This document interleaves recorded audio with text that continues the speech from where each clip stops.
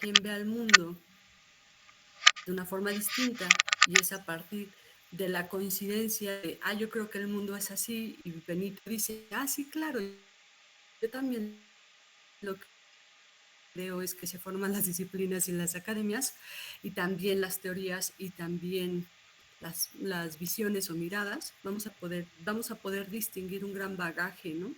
Una gran diversidad de cómo se ve el mundo desde una perspectiva o desde una escuela o desde otra. Y desde esas escuelas se resuelve, se discute cómo me aproximo a poder hacer activa mi visión del mundo. Y una de esas visiones del mundo es la región, ¿no? Y veamos, vamos a 46. Lo pongo a consenso, son 12:10. ¿Esperamos los otros 5 minutos o empezamos? Ustedes díganme, chicos.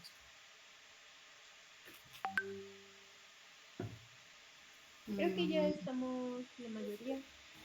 ¿Sí? Pues ya somos como 47 en total.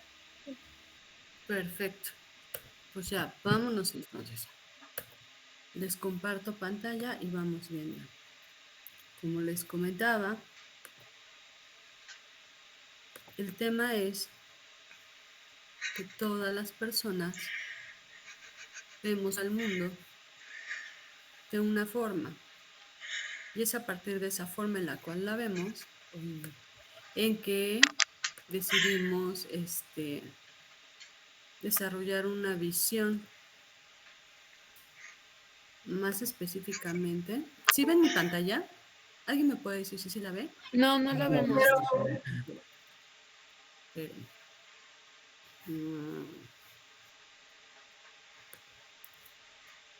a ver.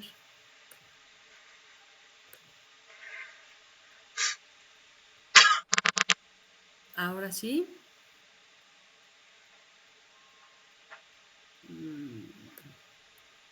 Sí, sí se ve.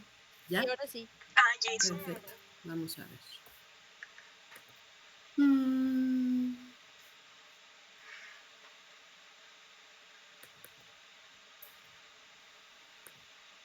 Déjenme pongo rápidamente esto en modalidad. Pantalla completa. Región. Bueno, empezamos. Para la región hay muchos conceptos, como les decía al principio, que se han ido definiendo a partir de la coincidencia de cómo me aproximo, cómo veo y cómo interpreto el mundo.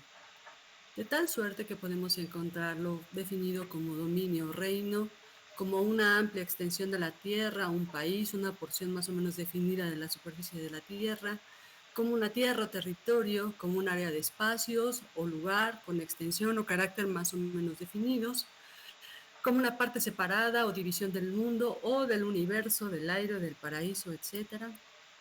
Como un lugar, un estado o una condición que posee ciertas características o que está sujeta a ciertas influencias, esfera o dominio de algo, como una de las porciones sucesivas en las que se divide teóricamente el aire, la atmósfera, de acuerdo con una altitud, una división administrativa de una ciudad, una subdivisión relativamente extensa de un país para propósitos económicos, administrativos o culturales que frecuentemente implica un sistema alternativo de organización centralizada, como un área del mundo compuesta por países vecinos que desde un punto de vista internacional son considerados como regiones económicas o políticamente independientes. De tal suerte que las regiones se han ido definiendo a partir como de estas, a grosso modo, perspectivas del mundo. De tal suerte que para el Renacimiento se prefirieron siempre las divisiones políticas como los marcos de presentación geográfica. Desde entonces los marcos políticos, es decir, las áreas estatales limitadas por sus fronteras, van a constituir las divisiones dentro de las que van a efectuarse las presentaciones o descripciones geográficas. Suele partirse en agrupaciones de unidades políticas que presentan una cierta unidad de soberanía en todos los casos. Podemos hablar perfectamente de lo que es una región política.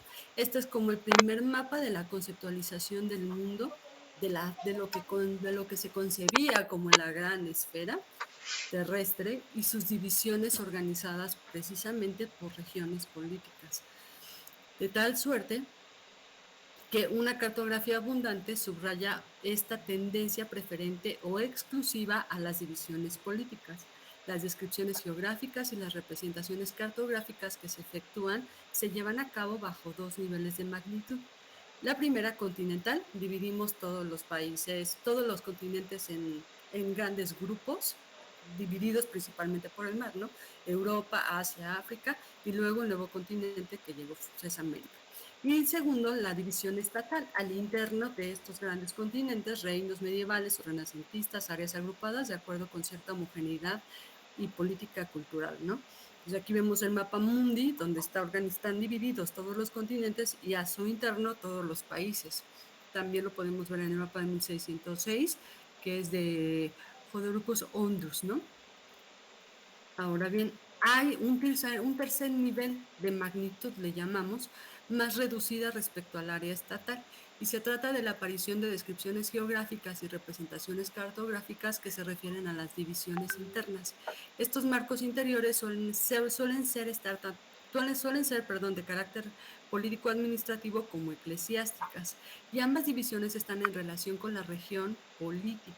Volvemos al tema, ¿no? Yo vuelvo a definir mi territorio a partir de la perspectiva en la cual yo lo domino y defino la política y la regla y la gobernanza que se va a llevar al interior de este terreno que yo delimito o estas tierras que yo delimito. De tal, Profesora, una ajá, pregunta. Esta división pequeña que va de la estatal, la anterior que mencionó, ¿se podría uh-huh. decir que es como más interno a lo político que está pasando como en la escala estatal? Podríamos decirlo que es como estatal. Sí, y aún así vamos a ir encontrando que van bajando de escala, ¿no? Bueno, perdón, van incrementando de escala. Es decir, si pensáramos en esta analogía renacentista, estamos hablando de que hasta el día de hoy pues sigue siendo imperante al grado que podemos encontrarla hoy dividida hasta por colonias, ¿no? Y de colonias Sí. nos vamos a alcaldías hoy, ¿no? Y de alcaldías nos vamos a gobernanza, jefatura de gobierno, y de jefatura de gobierno nos vamos a estados, y de estados nos vamos a países, y de países nos vamos a continentes. Sí tenemos clara esa como bajadita de escala entre una entre las diferentes regiones político-administrativas, ¿no? Esa es como la más clara. Ok. ¿Sí? Sí, gracias. Perfecto. Y en este sentido, es que la religión política siempre van a ser las divisiones físicas o socioeconómicas, o en función de esos tres factores es que se delimitan.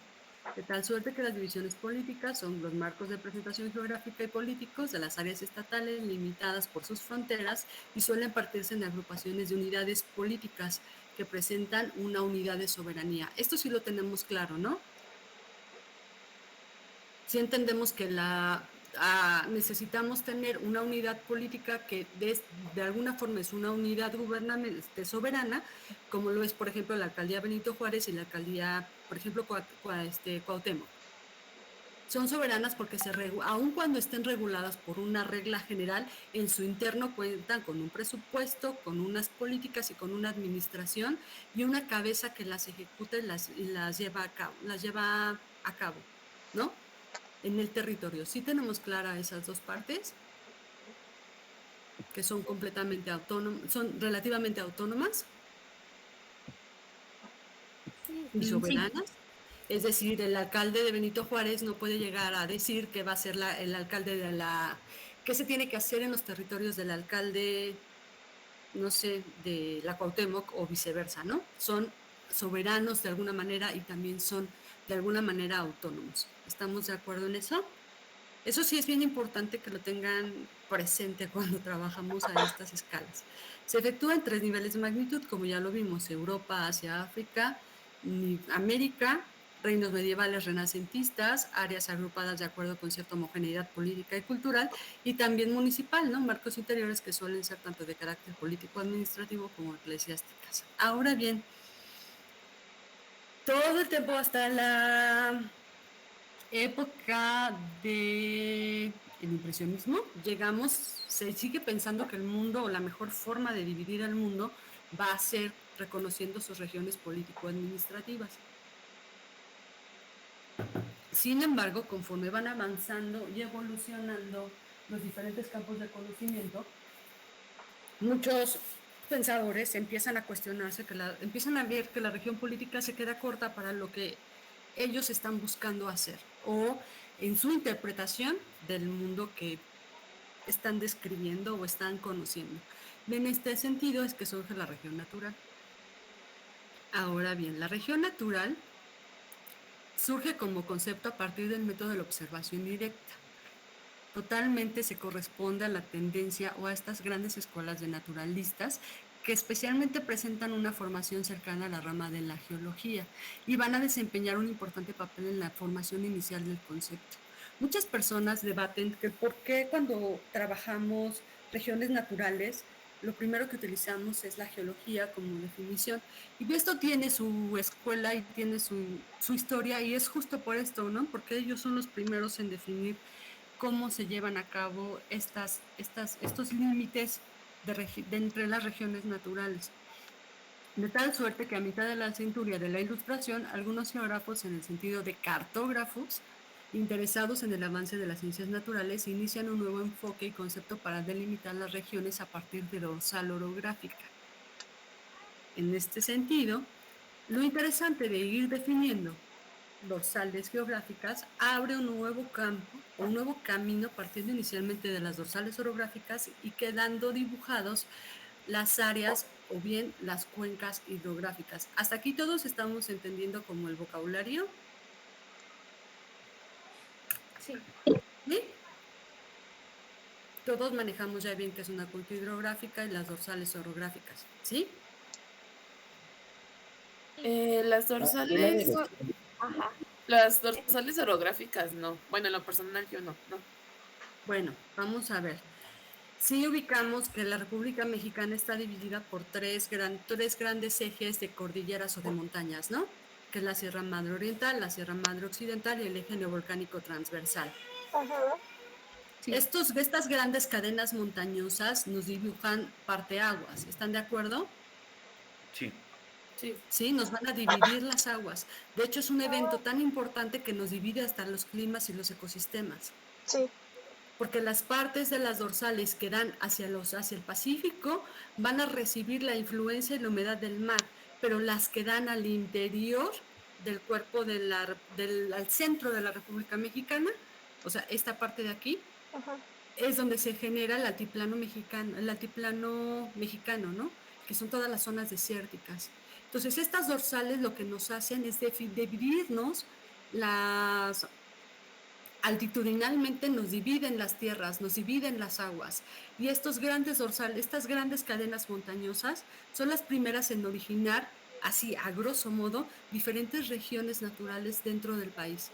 O definir grandes regiones naturales dentro del país. ¿Sí entendemos ya esa parte? Sí. ¿Sí? Sí. Continúo entonces. De tal suerte que estas grandes dorsales o estas grandes cadenas lo que nos van a generar son estas regiones o cuencas hidrográficas, ¿no? Que es de las que hablo aquí.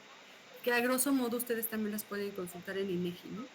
Y son las grandes regiones que constituyen, por ejemplo, en este caso, la República Mexicana. Recurrir a estas grandes alineaciones orográficas para efectuar esta división de la superficie terrestre va a representar el abandono de las divisiones políticas y la importancia concedida a otros enfoques y otros conceptos que sobre región se venían trabajando en la Ilustración. De tal suerte que las primeras divisiones naturales se efectuaron aplicando solo el criterio geológico, es decir, definiendo la antigüedad de los materiales, los caracteres petrográficos, la edad, bueno, la antigüedad, y se trata de dominios definidos simplemente por un solo aspecto, es decir, la geología, ¿no? La formación de la Tierra. Y aquí tenemos un ejemplo, ¿no?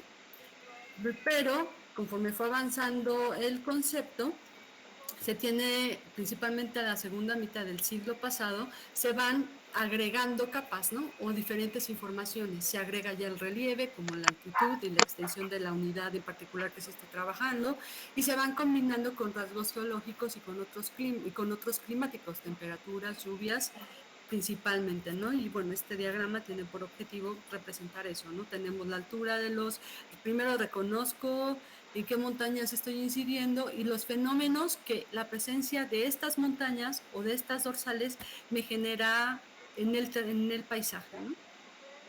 O en la unidad que esté trabajando.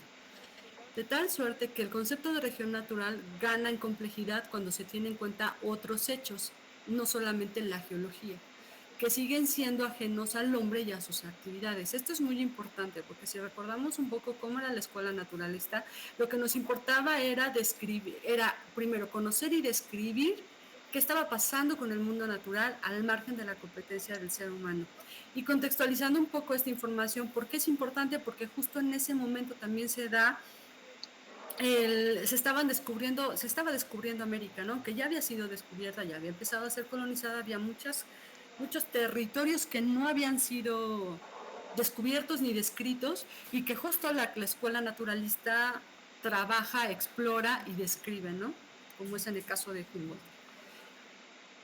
Posteriormente, al compás del avance de la botánica y tras la aparición de nuevos enfoques, se incorpora al concepto de región natural las de áreas definidas por la vegetación y más tarde delimitadas por las características homogéneas y edáficas. Una mayor amplitud conceptual incorpora al hombre considerado como ser natural, como esta persona o este grupo de personas que forman parte de la naturaleza y que jamás están desarticulados de ella, ¿no? Y que actúa espontáneamente con preferencia como individuo o en pequeños grupos. Sigue conservándose la visión naturalista de la actuación humana sobre la Tierra. En un intento por parte de algunos autores de reducir la región natural a unos caracteres puramente físicos o naturales, es decir, yo solamente voy describiendo y voy adosando información a la descripción de mi región como un completo como una colección de información que solo es inanimada o bien inanimado o vivo. Eso generó en su momento que en muchas ocasiones se hablara solamente de región fisiográfica, es decir, se pensaba que el tener toda esta información compleja en una cartografía no necesariamente estaba explicando lo que estaba sucediendo, ¿no? Sino se consideraba como, esto está ahí y pues ya está ahí, no evoluciona, no se mueve o no cambia o no se transforma. Y a finales del siglo XIX y principios de este siglo aparecen los conceptos de región natural, región fisiográfica, región con una visión naturalista del hombre y región geográfica. Todos en función de cómo están concibiendo o mirando al mundo y describiéndolo y en su consecuencia cartografiándolo. De tal suerte que lo importante de este sentido es, en función del contenido que quiero describir, desde mi aproximación en la cual lo voy a ver y desde la posición en la cual yo establezco la relación entre el hombre y la naturaleza, voy a tener mi región resultado.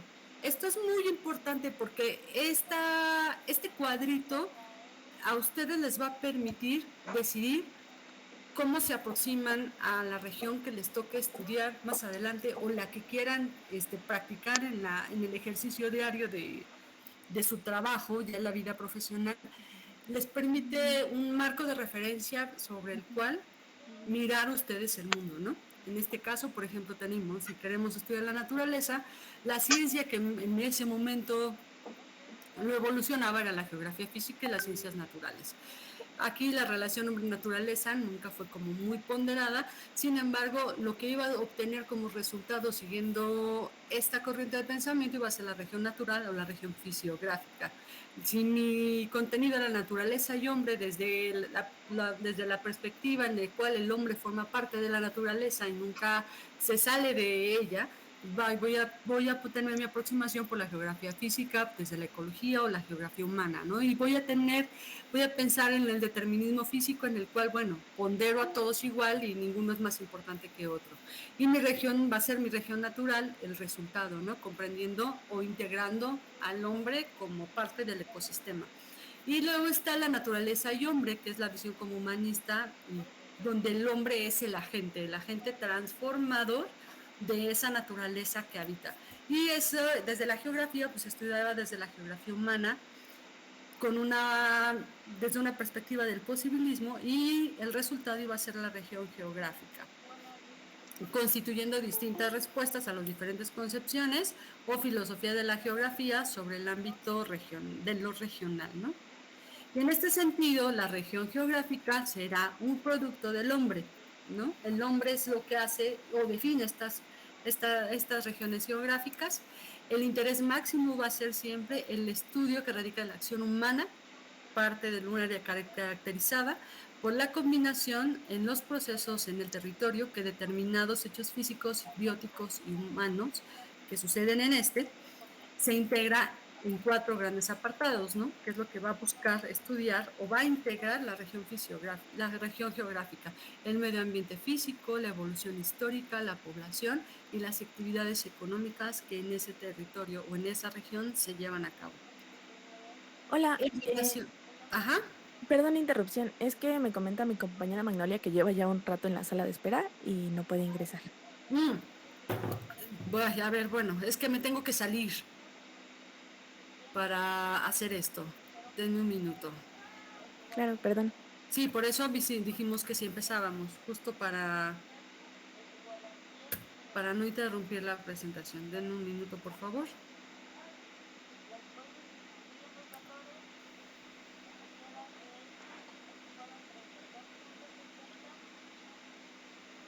A ver, acá arriba. Denme un segundo que ya... Aquí estamos. Bien. De tal suerte que se integran, la región geográfica está integrada por 4 apartados: medio ambiente físico, la evolución histórica, la población y las actividades económicas. Es decir, que cuando yo voy a trabajar con regiones geográficas, lo que me interesa indagar y conocer son estos 4 grandes compartimentos, ¿no? Siempre teniendo en cuenta que estos 4 están en función de la visión del ser humano, ¿no? Del hombre, principalmente. En relación con la definición de la región geográfica, aparecen otros conceptos semejantes como la visión regional, que subraya la existencia de unos elementos visibles y medibles, que al final puede hablarse en este caso de una región paisajística. Cuando el paisaje pasa a un primer plano en la consideración geográfica, varios geógrafos llegan entonces a definir la geografía como la ciencia del paisaje.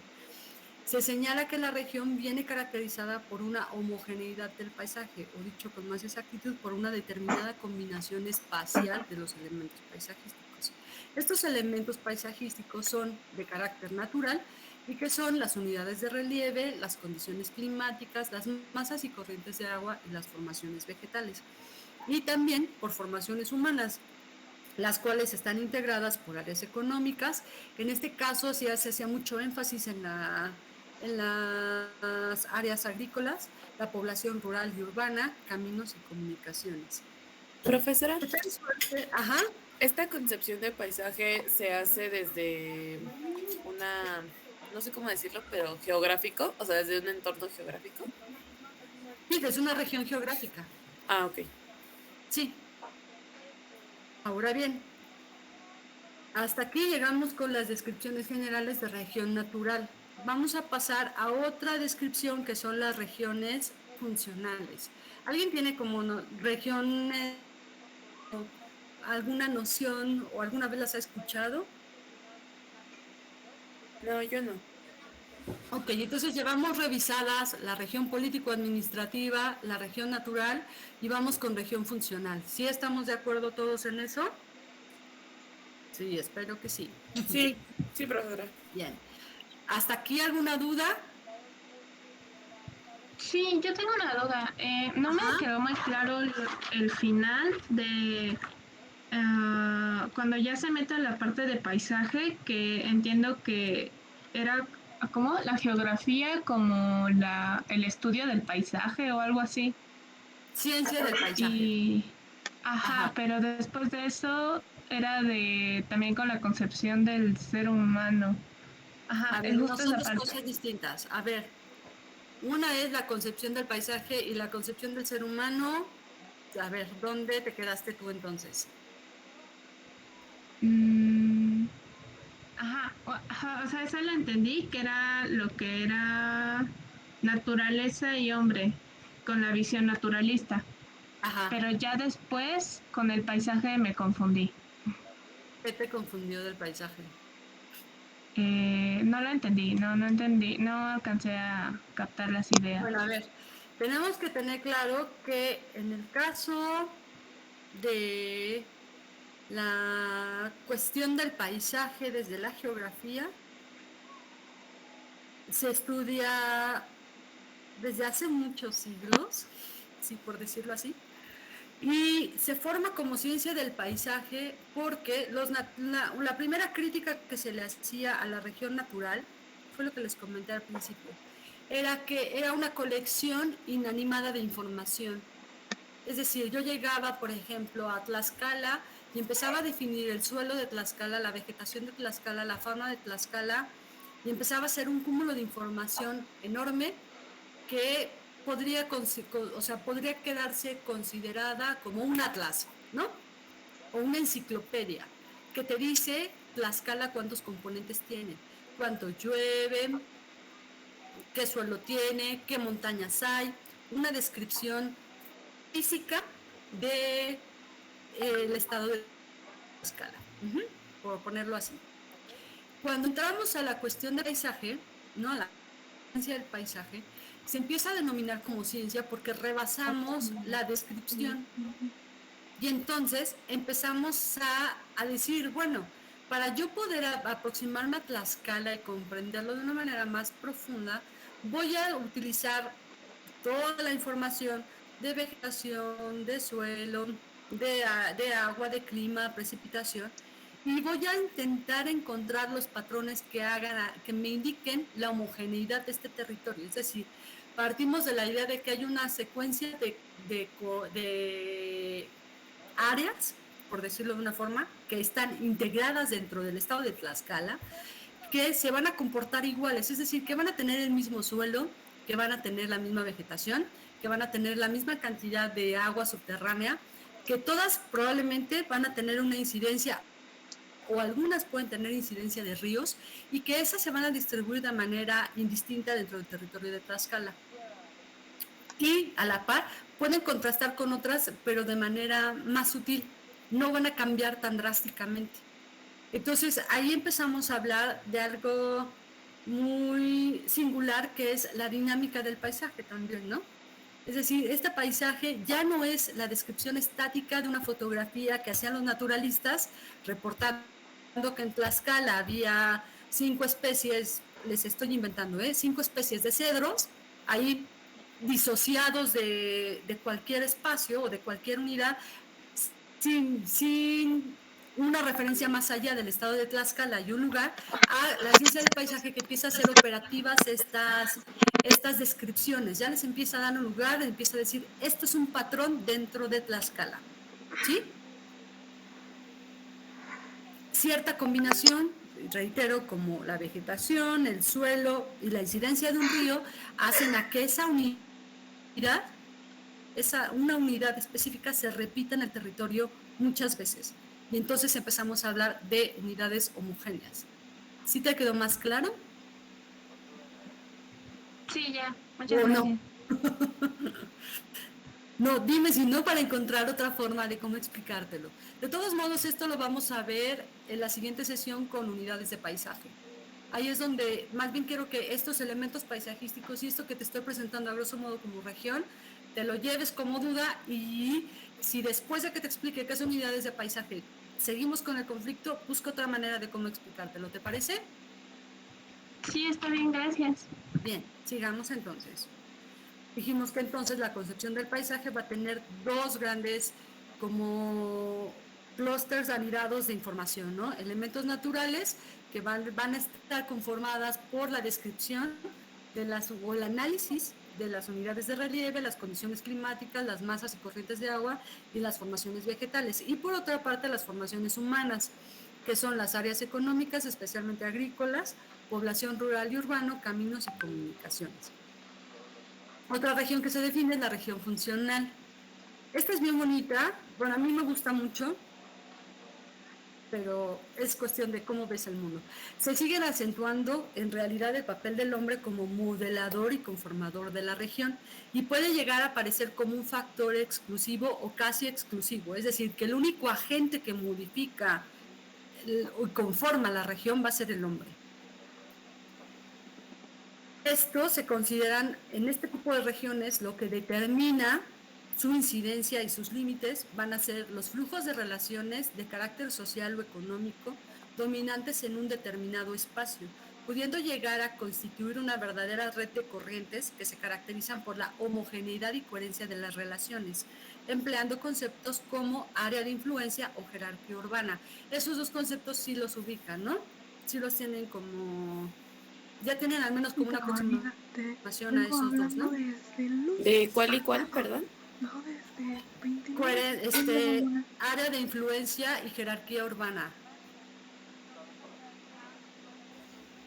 Creo que área de influencia sí, pero jerarquía urbana a mí en lo personal no sé si estoy en lo correcto.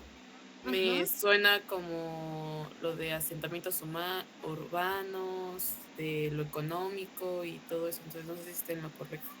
Sí, podríamos decir que eso puede, o sea, esos son valores que te definen una jerarquía urbana, ¿no? Ok, perfecto. Entonces, la región natural va a ser la región geográfica o la región paisajística que va a presentar una... Vieran este mapa de, ¿no? Que se da dentro de la propia República Mexicana, lo que suele traducirse en una cierta igualdad y regularidad de formas, en una cierta uniformidad.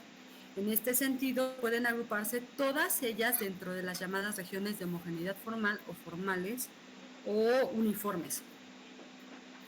Sin embargo, su opuesto es las regiones funcionales.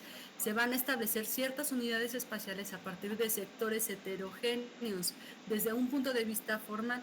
Se trata de unidades basadas en relaciones definidas a partir de un determinado centro que podemos considerar un nodo, regiones nodales o un polo de acción. Sí, un polo de acción, se me fue.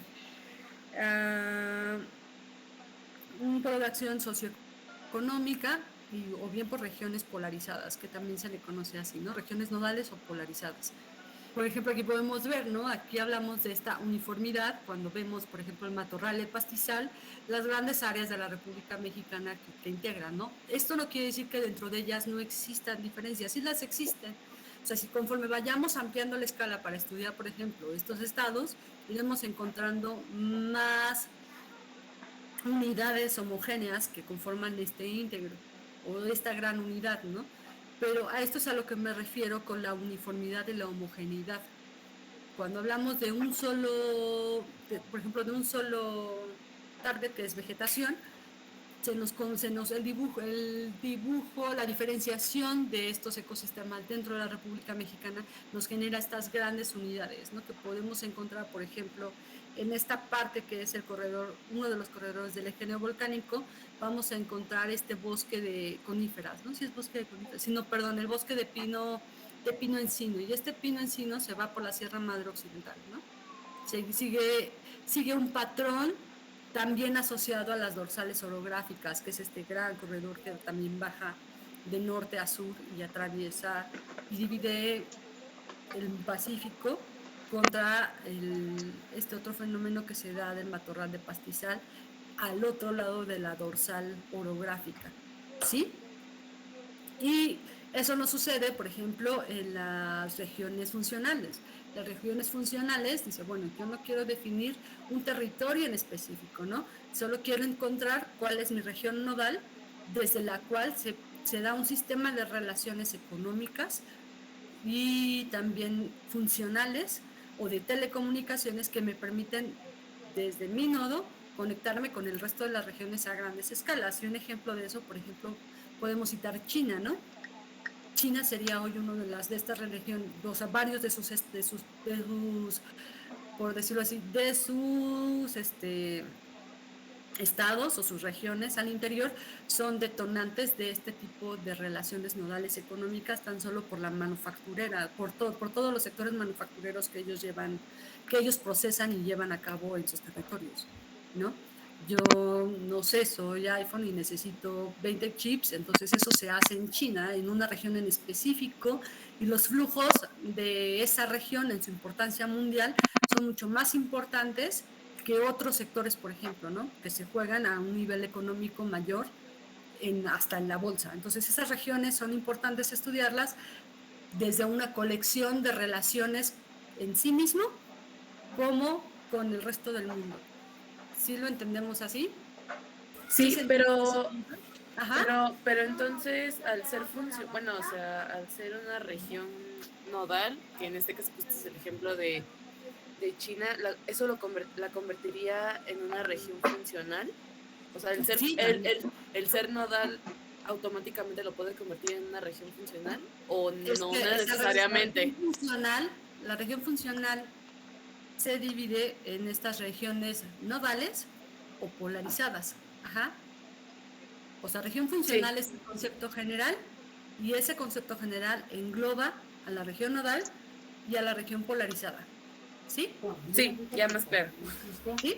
Sí, Veamos aquí, te pongo vamos a este diagrama, porque es bonito, porque justo esto habla de una teoría de geografía urbana súper bonita de planeación urbana que es de Christaller. Si tienen oportunidad de la teoría de lugares centrales, así se llama, y es lo que fundamenta mucho la, este tema de regiones nodales o lugares centrales, ¿no? La teoría dice, si yo detecto lugares donde los sistemas de relaciones, ¿qué les gusta? Busquemos sistemas de regulación, hagamos como un ejercicio rápido de sistema de relaciones. Viviendo aquí en la Ciudad de México, ¿cuál de todos los lugares que conocemos de la Ciudad de México consideran que es una zona nodal? Porque tiene todos los sistemas de transporte funcionales al 100% que te conectan a toda la Ciudad de México, porque tienen los centros de negocios, por decirlo de esa manera, ¿no? Porque tienen centros de negocios, o sea, las áreas, la concentración de actividades económicas es preponderante, ¿Podría ser el tienes centro acceso histórico? a bienes y servicios eficaces, cuáles y eficientes. ¿Qué zona le suena que puede ser así, no? El Aparte de ser centro. atractor político, atractor de turismo, Reforma. Reforma, exactamente. Reforma es un lugar central. Entonces, del corredor Reforma, Chapultepec Reforma es un corredor bien interesante porque ahí se mueven flujos de manera inconmensurable. Y evidentemente ese lugar va a atraer a muchísima gente, así como atrae turistas, usuarios, empleados, gente que trabaja, gente que estudia, gente que se recrea en esas zonas. Son espacios, se convierten en espacios de políticas públicas exclusivos, técnicamente, ¿no? Y también de asignación de presupuesto para su mantenimiento, porque esos espacios y esos territorios no nada más te generan economía, ¿no? Sino que les tienes que invertir para seguirlos manteniendo, seguirlos ampliando y seguirlos innovando. Entonces, ese lugar central va a tener un valor, pongámoslo ahora en términos económicos, va a tener un valor y una plusvalía. Mientras yo más invierta en estos espacios para su mantenimiento, optimización y conservación, me van a seguir atrayendo y generando economía, y todas las zonas aledañas a estos espacios yo las puedo incrementar en su valor en términos, por ejemplo, de tierra, ¿no? Todo alrededor de todo dentro de Reforma cuesta, pongamos un ejemplo, ignoro ahorita en cuánto está el valor del metro cuadrado, pero pongamos que todo dentro de Reforma cuesta 100 pesos el metro cuadrado. Todo lo que esté en un buffer de 2,000 a 4,000 a 6,000 a 8,000 va a tener un valor relativo, o sea, relativamente cercano al precio de Reforma. Y me va a exigir a la par también tener una serie de establecer una serie de relaciones también con áreas de influencia a Reforma que tienen que tener, si no el mismo nivel,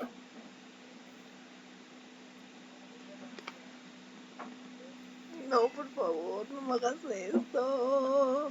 De concentración de flujos y de bienes y servicios, algo similar a lo que sucede en Reforma. ¿Sí me di a entender?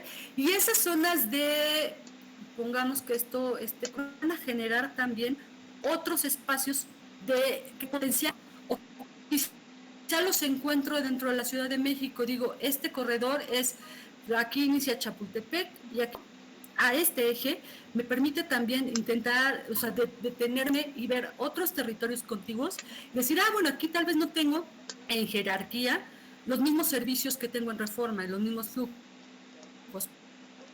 pero puedo generar una articulación, todo el empleo, todas las actividades económicas, todos los servicios, no necesariamente tenga que irme hasta Reforma, sino que puede ir cerrando polígonos e ir ofreciendo y diversificando la actividad económica.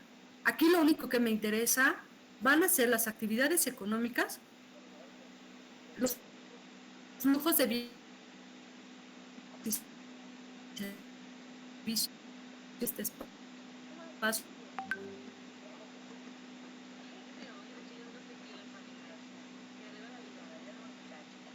Y quizá puedo llegar a decir, pues es que aquí hay tanta interacción que necesito un momento para respirar, entonces puedo poner un parque. Entonces es un sistema, es las regiones funcionales y nodales vistas desde esa perspectiva nos permiten ir plantear pues el equipamiento, ¿no? ¿Qué necesito?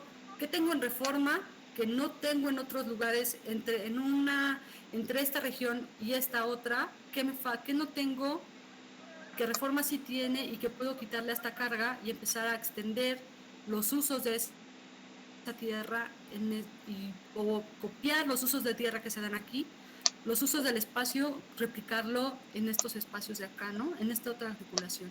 Y así vamos tejiendo toda la ciudad y se va conectando, ¿sí? ¿Fui más o menos clara o no? Sí, un poquito más claro. Ok. Ahora bien, es en este sentido de grandes definiciones que la geografía aplicada o la ciencia del paisaje, cuando la región se ha tomado como un área operacional, es decir, yo ya agarré un territorio específico y lo voy a hacer operativo. ¿Qué quiero decir con operativo? Lo voy a empezar a analizar, lo voy a empezar a caracterizar porque lo quiero diagnosticar, y después de un diagnóstico yo ya lo que quiero es empezar a identificar su potencial. ¿Para qué? Para poder plantear un proyecto o bien una secuencia de proyectos, que es lo que pasa en escala regional, y empezar a ver quiénes son los actores que van a generar o que pueden generar o detonar estos proyectos. Ahí es cuando estamos hablando ya de la región plan o región de planificación o programación.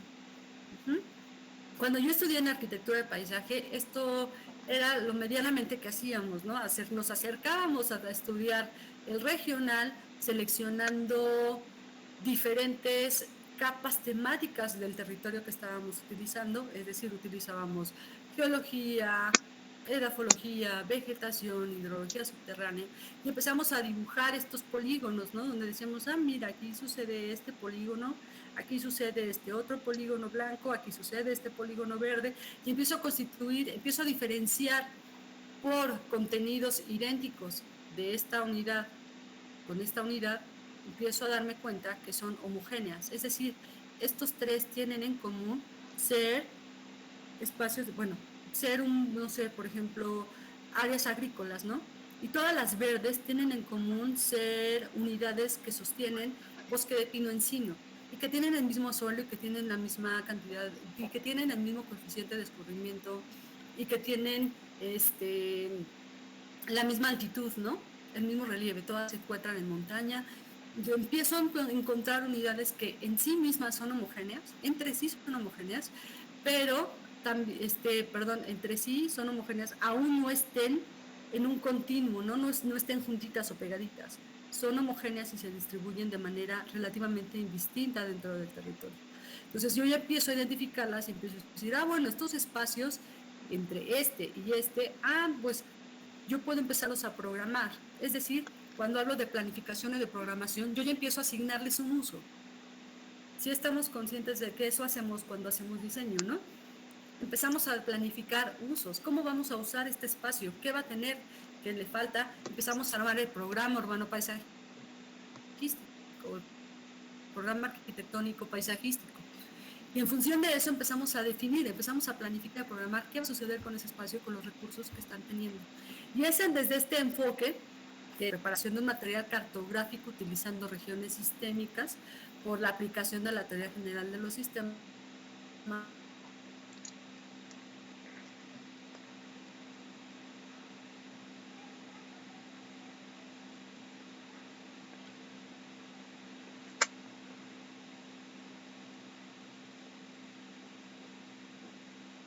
que ya es como mucho más actual, la geografía de la percepción, ¿no? Que también ha desembocado en el reconocimiento de unas áreas que yo percibo o que muchos usuarios percibimos del espacio vivido, ¿no? Puede ser el espacio vivido o el espacio percibido. Y buscando como análogos de esto me encontré este mapa que creo que esta cartografía que define muy bien este tipo de regiones y que habla sobre a lo que huele la ciudad o los olores de la ciudad en Ámsterdam en la primavera, ¿no? Donde empezamos a ver que sí hay espacios o unidades que huelen, que aun cuando no están continuas, es decir, no está una pegadita a la otra, podemos encontrar patrones por hasta olores, ¿no? Dentro de la ciudad. Y podemos, por lo tanto, hablar hasta de unidades de percepción, donde yo percibo que en este espacio huele a esto. Pero este olor lo encuentro recurrente otra vez aquí. Y si yo me detengo, puedo decir, ah, bueno, huelen a lo mismo, a pesar de estar separados por otra secuencia de, decirlo así, este y este tienen unas bases idénticas o muy similares que los hacen ser. ¿Sí estamos entendiendo eso? Y este se distribuye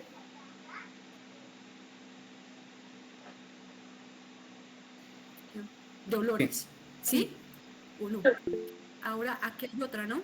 Estas posibles divisiones regionales son, es decir, lo que yo huelo no necesariamente lo huele mi compañero, ¿no? O el grupo con el que ve. Magnitud normal reducida y por su reciente establecimiento como metodología, son hasta hoy día son como difíciles de definir, ¿no? O sea, de tener una metodología así muy rigurosa como lo tiene la ciencia del paisaje o cualquier otra escuela para definir estas regiones o estas unidades. Están muy a sentimiento.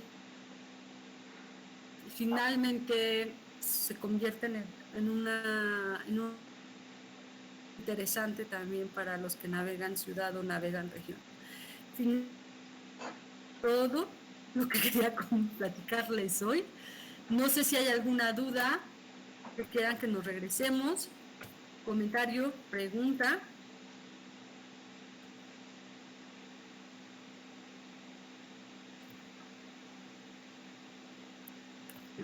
Yo me perdí un poco en los niveles de magnitud de la región política administrativa. Pensamos que primero teníamos que definir al mundo. Y el mundo está dividido por agua, ¿no? Los continentes en su mayoría están divididos y definidos por agua. Entonces, está el continente americano, el continente europeo, el continente asiático. Esa es una magnitud continental.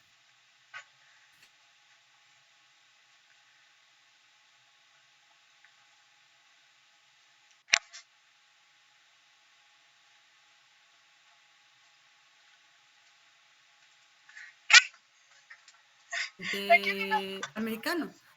El continente americano tiene... ¿Cuántos países tiene el continente americano? ¿Nadie sabe? Pinche traidor. Bueno, tú sola yo. Alaska. Bueno, Alaska es uno, Estados Sí, Unidos, lo voy a ir a Canadá ver yo sola. otro, México es Pero otro, no fuera antes. Guatemala, Espero no tengas ahí dinero hacemos nunca otra en tu división, vida. ¿no?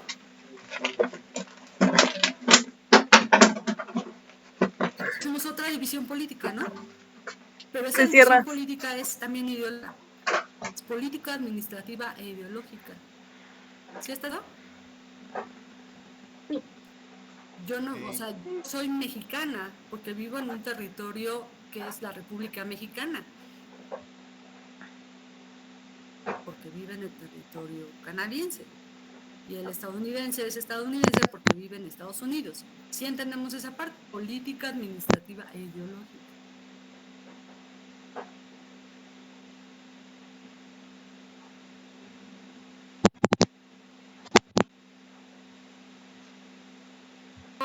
Venimos hablando de que en una escala urbana, que es la que ustedes están trabajando, ¿no?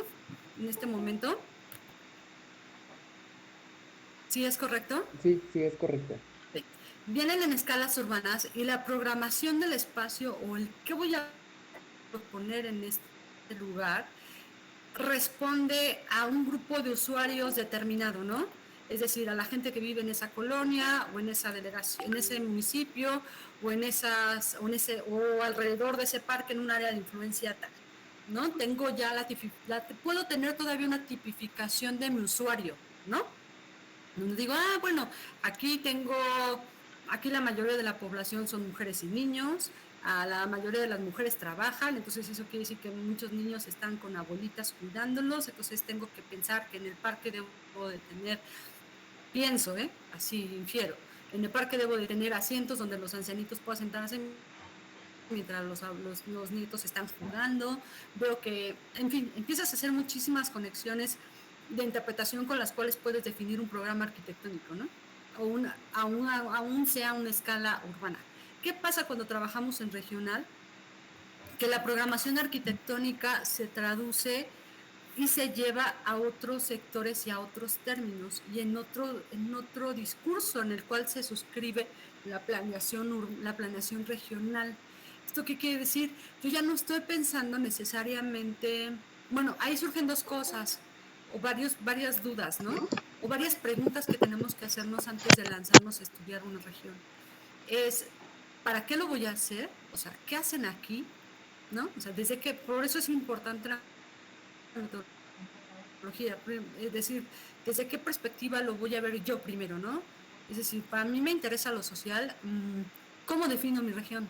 ¿No? Primero, ¿cómo la voy a definir? ¿Desde qué perspectiva me interesa tener esta aproximación? Por eso lo empezamos a hablar como todas las aproximaciones y definiciones del mundo tienen que ver o está implicada una visión a la cual yo me alineo para poder estudiar ese territorio. Es decir, ¿qué voy a ponderar cuando me acerco a una región? ¿Qué es para mí lo más importante? Lo voy a hacer desde una visión, desde las ciencias naturales, desde la ecología, desde la conservación de los recursos naturales, desde el marco del cambio climático, ¿no? Que también se vale, o lo voy a ver desde un aspecto súper social, donde lo que me interesa ver es por qué estas personas, no sé, viven así aisladas, porque lo que más determina, no sé, por ejemplo, es la identidad cultural, no lo voy a ver desde el ámbito de lo social, porque lo que me interesa saber es cómo estas personas con esta identidad cultural usan el territorio, se establecen con otros poblados, o bien no me interesa ni siquiera eso, y lo que quiero ver es cómo funciona económicamente. ¿Por qué? Porque lo que quiero ver es cómo aprovechar los recursos que ellos tienen para correrlos en el mercado, para hacer una planeación, para que nos genere dinero. Vaya, es importante entender desde qué postura quiero estudiar.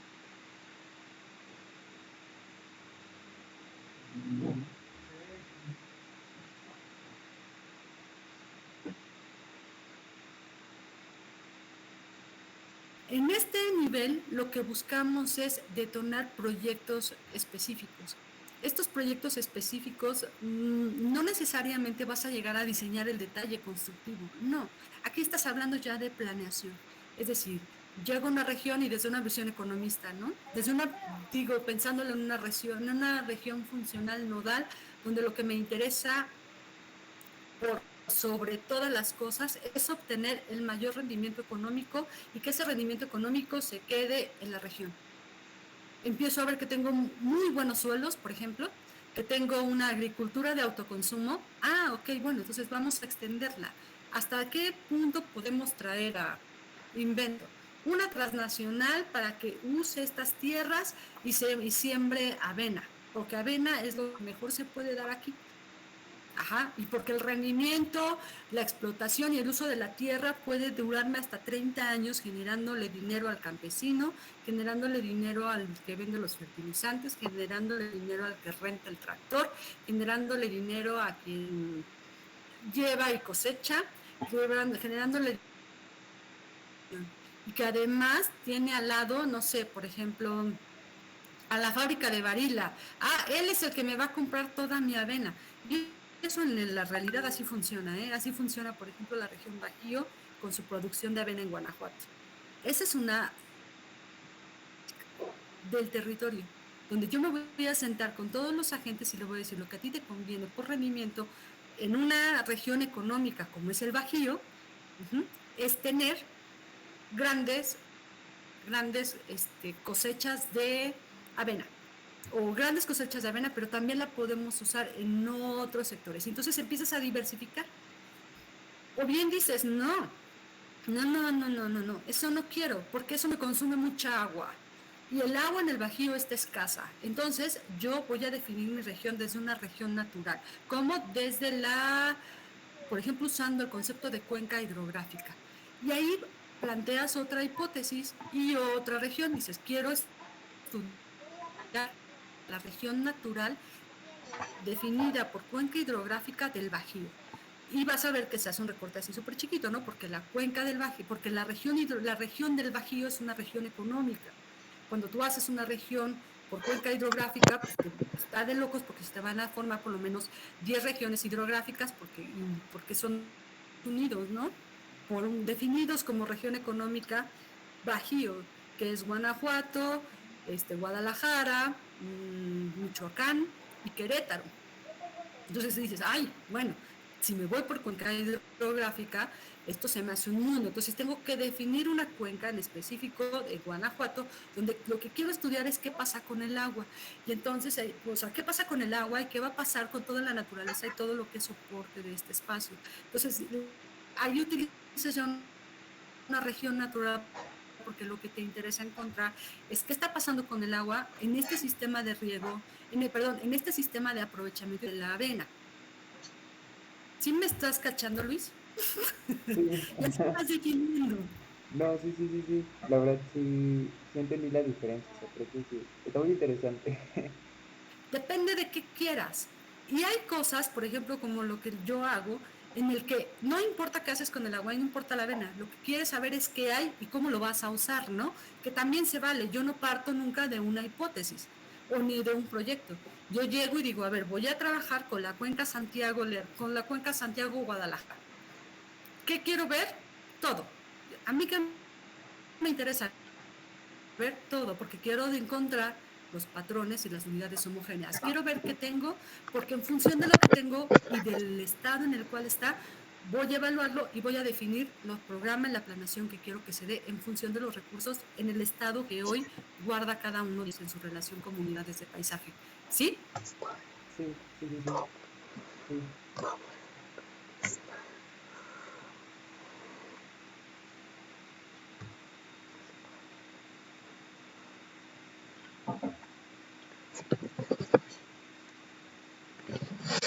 Como punto de partida, el qué esta región, o cuando elijo una región sobre la otra. ¿Por qué es importante? Porque cada región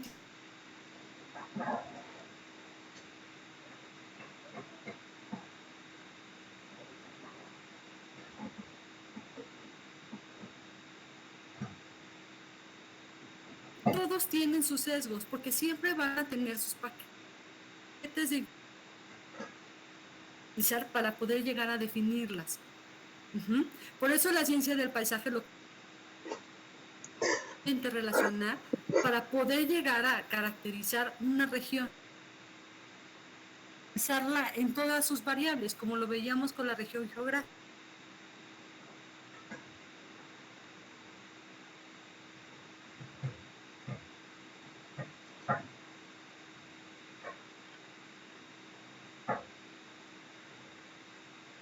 Yo pueda definir unidades homogéneas, que eso es lo que a un nivel un poco menos intenso y con menos estadística, pero es lo que intuitivamente nosotros hacemos cuando abordamos el regional. Y es importante porque no entendemos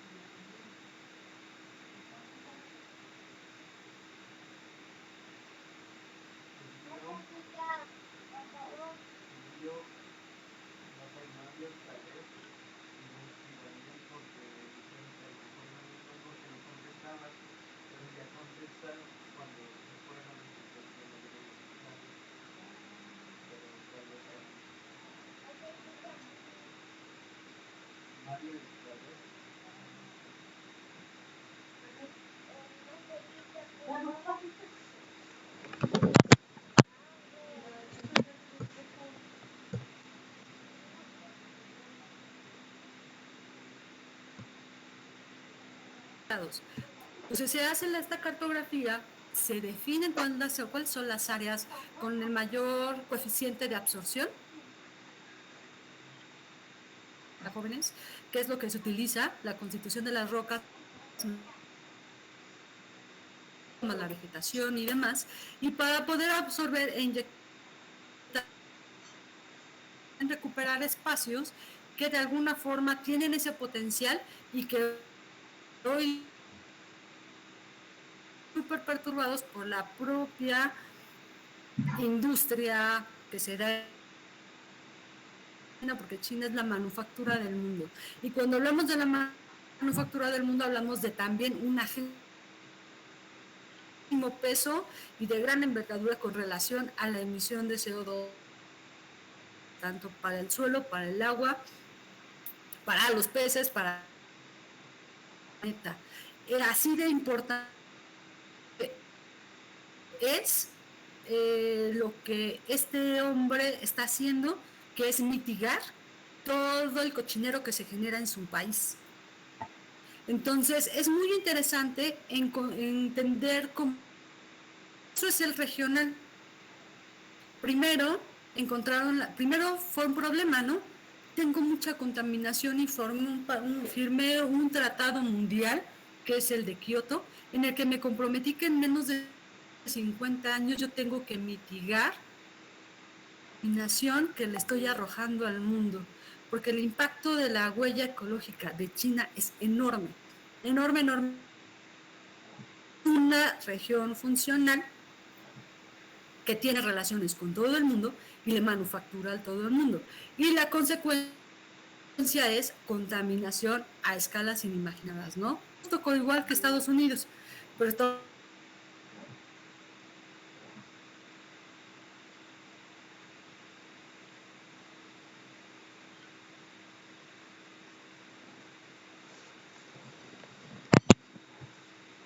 asociada al estilo de vida del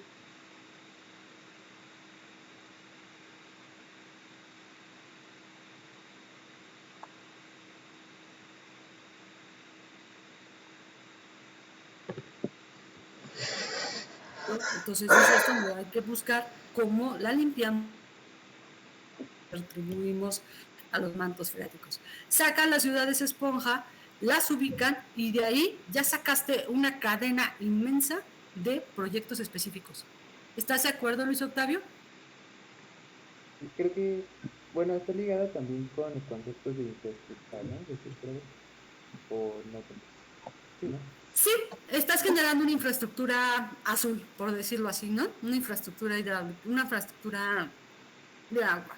Pero lo valioso es como toda la cadena del razonamiento de la mente lógica que te lleva a deducir que tienes un gran problema ambiental de impacto global que a través de la arquitectura de paisaje en su escala regional para mitigarlo y resolverlo. Y que existe una metodología para hacerlo, y eso es lo que vamos a ver en las futuras clases con Ian Mahar. Y ahí espero yo que si llegamos a fin de semestre y me dices, no te entendí, bueno, busco otra forma de cómo explicártelo rápido, pero yo quisiera que en las siguientes clases pongan atención a lo que es la unidad de paisaje, que es nuestra unidad de análisis, que a grosso modo fue lo que hicieron en China, agarrar y decir, a ver, ¿cuáles son las tierras más feas que tengo, pero que tienen el potencial? Nosotros lo que estamos buscando cuando abordamos el regional es encontrar los potenciales. Y para eso es que revisamos todos los aspectos físicos, del medio artificial, dividiéndolo en población, bla, bla, bla, todos los que ya vimos antes, para poder detectar los potenciales. ¿Qué programas, qué proyectos potenciales puedo hacer? Respondiendo a una pregunta. Y esa pregunta es, ¿qué quiero hacer con la arquitectura de paisaje? ¿O cómo voy a... Creo que este grupo ponderaba mucho lo social, ¿no? O estaba como dividido. Si pensáramos en este momento en definirnos en un juego muy rápido, a la mayoría del grupo presente, ¿qué relación se les hace la más importante de abordar y solucionar desde la arquitectura de paisaje? Hubo quien me dijo que le gustaba la antropología desde lo social, otro desde lo cultural, otro desde lo natural. Ajá, somos 48. Comentemos social, cultural, social y cultural, social, ok. Vamos en lo social. ¿Cuántos sociales vamos? Socioambiental, social, cultural. ¿Cuántos vamos? Chat. Solo hay uno ambiental, social, cultural, cultural, cultural. Ambiental, 2 ambiental.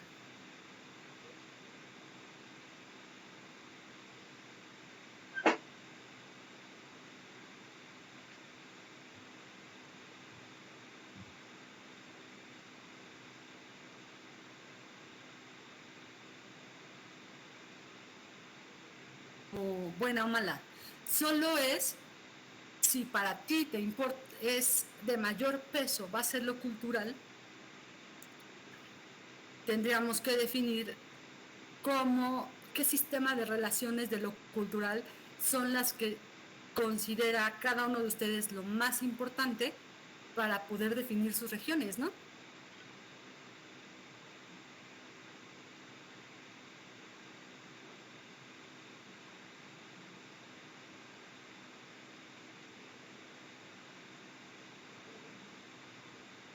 Cartografiables para tener tu análisis de tu definición de una región cultural.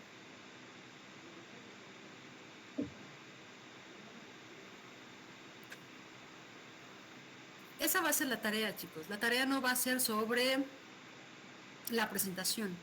Ya hablamos, ya les conté diferentes tipos de regiones.